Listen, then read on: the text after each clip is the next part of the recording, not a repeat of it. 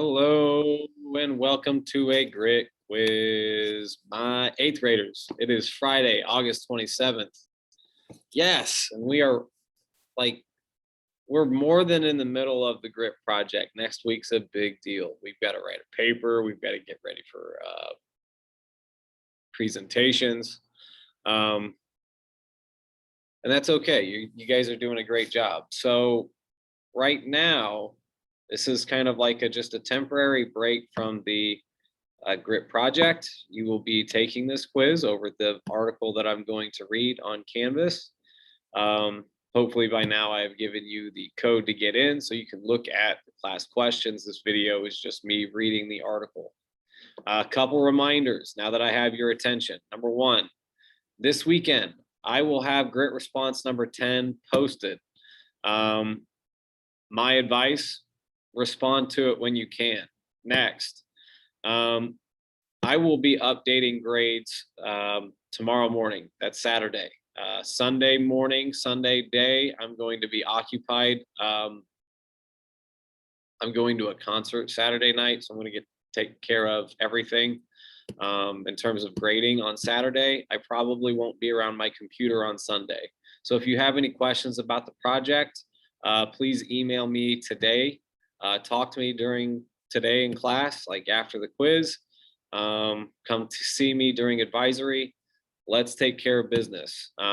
This quiz will require you to answer questions based on the article, and there will be a couple questions related to the article that are short response. And you will also have grit response number 9 in this article, or in this quiz rather. So pay attention to that. Without further ado, since so many of you, pretty much all of you, are reading or doing your grit project over topics like nonfiction topics like baseball teams, basketball teams, football teams, different forms of art and culture, skateboarding is a popular one. I want to have you read an article about a particular brand of literature called science fiction. The title of the article is Science Fiction Builds Mental Resiliency in Young People. Young people are hooked on watching fantasy or reading science fiction, and they may be onto something. It's a common misunderstanding that reading this genre is an unworthy practice. But the reality is reading science fiction and fantasy may help young people cope. It can be especially helpful during times of stress and anxiety, like living through a pandemic or the loss of a loved one. I'm a professor with research interests in the social, ethical, and political messages in science fiction. I wrote a book called Medicine and Ethics in Black Women's Speculative Fiction. In it, I explore the ways science fiction helps understanding of human differences and ethical thinking. Many people may not consider science fiction, fantasy, or speculative fiction to be literary. Speculative fiction is fiction set somewhere other than the real world. It involves supernatural, futuristic, or other imagined elements. Research tells us a different story, though. Studies show all fiction can generate critical thinking skills and emotional intelligence for young people. Science fiction may have a power all its own. Literature as a moral mirror. Historically, parents have considered literature, quote, good for young people if it provides moral guidance that reflects their own values. This belief has been the beginning of many movements to censor particular books for nearly as long as books have been published. The Adventures of Huckleberry Finn, published in 1885, was the first book banned in the United States. It was thought to corrupt youth by teaching boys to swear, smoke, and run away from home. In the latter part of the 20th century, the book came under fire again, this time because of Mark Twain's use of the N-word. Many people are concerned that the original version makes an unacceptable racial slur normal to use. Who can say the N-word, and in what context is an ongoing social and political debate showing that wounds in American society have not yet healed? The question is, how does literature of any genre teach its readers. It doesn't matter if it's widely thought of as serious literature or escapist nonsense. This is a big part of the disagreement parents and educators have about what kids should read, especially when it comes to escapist fiction. In the past, those who read science fiction were labeled geeks who couldn't cope with reality. Some people still think that today, especially those who haven't paid attention to the changes in this genre during the past several decades. In 2016, an article in a scholarly journal called Social and Personality Psychology argued that, quote, connecting to story worlds involves a process of, quote, dual empathy, simultaneously engaging in intense personal processing of challenging issues while feeling through characters, both of which produce benefits.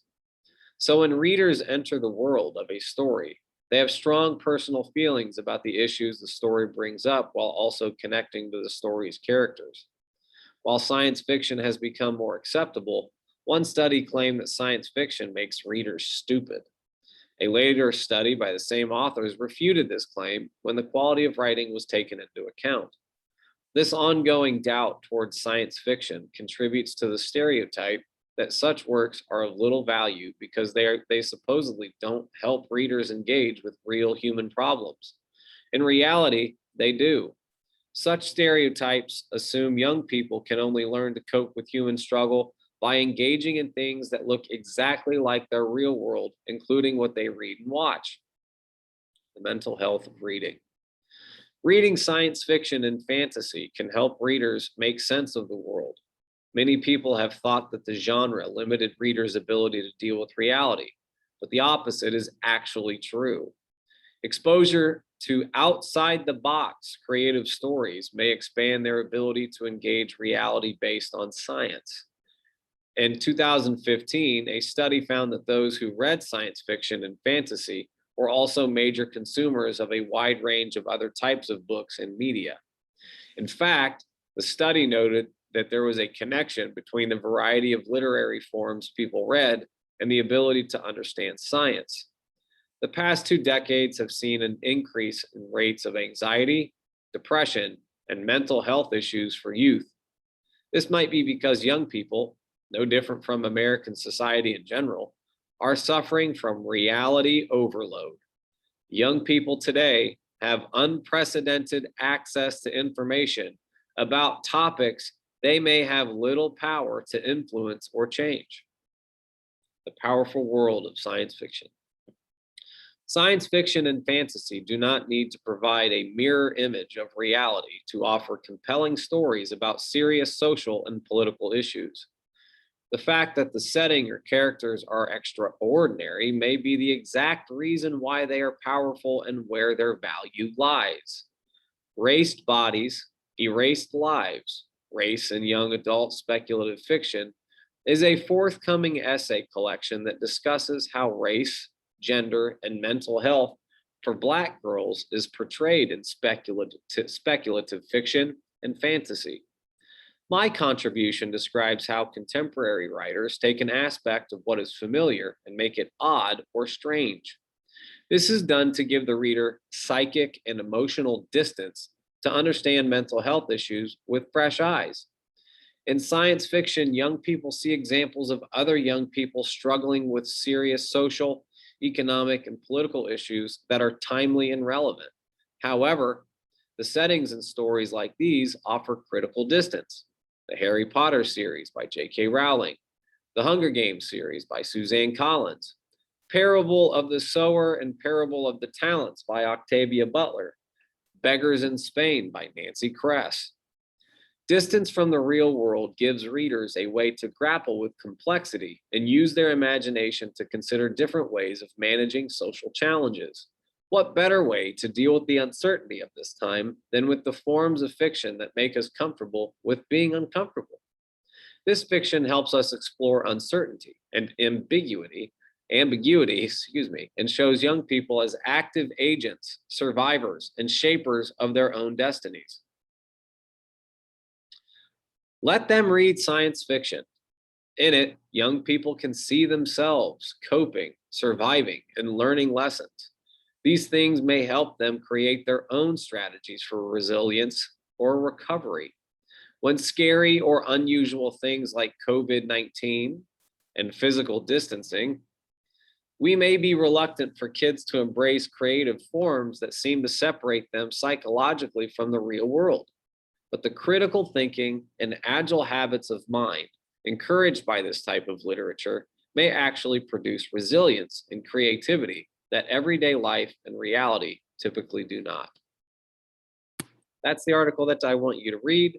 Um, One question on this quiz is definitely a grit response. Another one is almost like practice for a grit response. And with that being said, have a great weekend. When you are done with this quiz, some of you might be done rather quickly. Please check Canvas so you can see what you still need to do with this project.